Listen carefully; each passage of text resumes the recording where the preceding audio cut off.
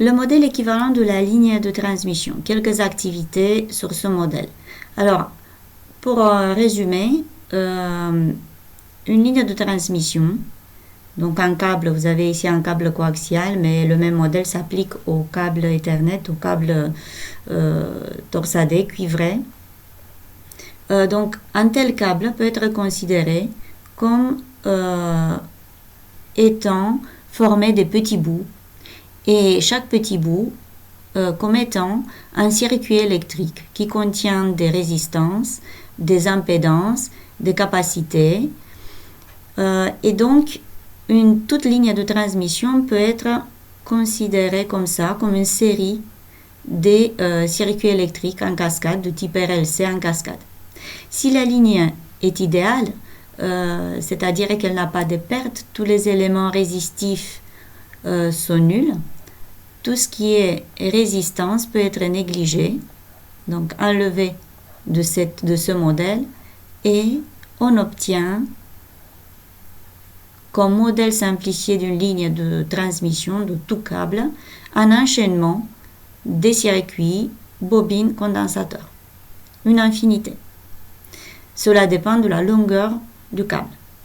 Et on peut démontrer que cette ligne a une impédance caractéristique, appelée caractéristique, qui dépend de la résistance linéique, donc de la résistance de l'unité de câble, de sa conductance, de son impédance, de son inductance et de sa capacité. Et dans le cas où la ligne est sans perte, ça veut dire aucune résistance sur laquelle, au bord de laquelle l'énergie puisse être dissipée, ça veut dire que R égale à 0 et G, conductance, égale à 0.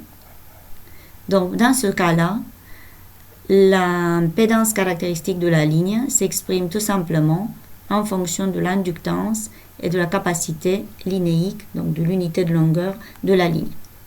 Aussi, on peut démontrer que les ondes électromagnétiques, les signaux qui se propagent dans cette ligne, ont une vitesse qui dépend bien sûr des caractéristiques de la ligne, c'est-à-dire de son impédance et de sa capacité linéique, les deux. Donc de l'unité de longueur. Alors, une application. On a un câble coaxial qui a une capacité de 81 picofarad par mètre. 81 picofarad par mètre, ça veut dire 81 fois 10 puissance moins 12 farad par mètre, et une inductance L de 2 fois 10 puissance moins 7 henry par mètre. On a donc les deux caractéristiques exprimées à un système international. Déterminer l'impédance caractéristique de cette ligne. Donc l'impédance caractéristique, on a dit, c'est racine de L sur C, impédance sur capacité, inductance sur capacité. Et si on fait les calculs, donc 81 fois 10 puissance moins 12 divisé par 2 fois 10 puissance moins 7, alors on obtient une valeur de à peu près, donc à deux chiffres significatifs, 50 ohms. Impédance standard pour un câble coaxial. On a par ailleurs, petite parenthèse, de type de câbles coaxiaux, des câbles coaxiaux de 50 ohms et des câbles coaxiaux de 75 ohms sont les câbles qui relient les antennes télé. Déterminer la célérité des ondes qui se propagent dans ce câble. Donc C, la célérité est égale à 1 sur racine de L fois C. Donc ça va faire 1 sur racine de l'inductance de la bobine, c'était de 2 10 puissance moins 7 henry sur mètre, 2 10 puissance moins 7. Donc on utilise les valeurs en système international si on veut avoir une célérité 1 mètre par seconde, fois capacité, la capacité qui est de 81 fois 10 puissance moins 12 farad par mètre. Et on va obtenir, en faisant les calculs, une valeur de 2,5 à deux chiffres significatifs, 2,5 10 puissance 8 mètres par seconde, 250 000 km par seconde. Plus faible donc que la vitesse de la lumière car on est dans un milieu. Une autre activité de même type. Dans un circuit imprimé, une piste de 3 cm de longue est utilisée pour transmettre un signal de fréquence 1,4 GHz avec une célérité de 2,0 10 puissance 8 mètres par seconde. Déterminer la longueur d'onde associée au signal. Alors, on a dit dans une autre activité que la vitesse de propagation de signal, la célérité des ondes qui se propagent dans ce câble, est reliée à la longueur d'onde lambda et à la fréquence par la relation C égale lambda fois F. D'où lambda, la longueur d'onde, est égale au rapport, on passe F dans le membre de gauche et lambda devient C sur F. Donc, ça va être égal à 2 10 puissance 8 divisé par 1,4 GHz, ça fait 1,4 fois 10 puissance moins 9 fois 10 puissance 9 Hz, pardon.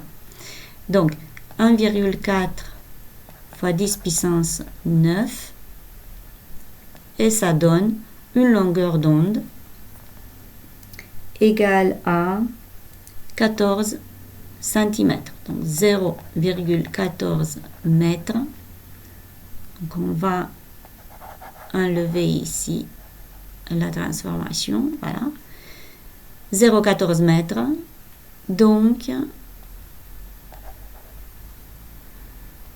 14 cm. Donc 14 cm, une petite parenthèse, la longueur de la piste est de 3 cm, donc attention, elles sont comparables. Faut-il tenir compte des phénomènes de propagation? Oui, car lambda est de l'ordre de L, la longueur de la piste. 14 cm, c'est de l'ordre de 3 cm. Donc longueur de piste et longueur d'onde sont de l'ordre de centimètres, donc comparables. Donc oui, il faut tenir compte. En pratique, ce qui va se passer, c'est que aucun défaut ne sera toléré dans ce type de circuit. Une petite égratignure peut changer l'impédance locale de circuit, donc en bout de piste, et ça suffit pour créer des ondes réfléchies. Donc réfléchir une partie du signal et le déformer, le perturber. Alors que donc ça c'est les phénomènes sont les phénomènes de propagation. Ces phénomènes de propagation sont en fait des réflexions en bout de piste au niveau des connecteurs. Une autre activité, une ligne sans perte a une capacité linéique de 100 picofarads par mètre et une inductance linéique de 560 nanohenries par mètre. Calculer son impédance caractéristique. Alors, l'impédance caractéristique, par définition, est égale à racine de L sur C, donc racine de l'inductance sur la capacité. Les deux grandeurs doivent être mises en système international, exprimées en système international. Donc 560 nanohenries, nano ça veut dire 10 puissance moins 9 henries par mètre, divisé par C, 100 pico, pico c'est 10 puissance moins 12 farad par mètre. Et si on fait les calculs, on obtient une impédance caractéristique de 75 ohms. Effectivement, une impédance standard pour un câble coaxial. Quelle est la célérité des ondes électromagnétiques qui se propagent dans cette ligne? Eh bien, C égale à 1 sur racine de LC. Pareil, inductance et capacité linéique doivent être exprimées en système international. Donc, L, c'est 560 fois 10 puissance moins 9. Et C était égal à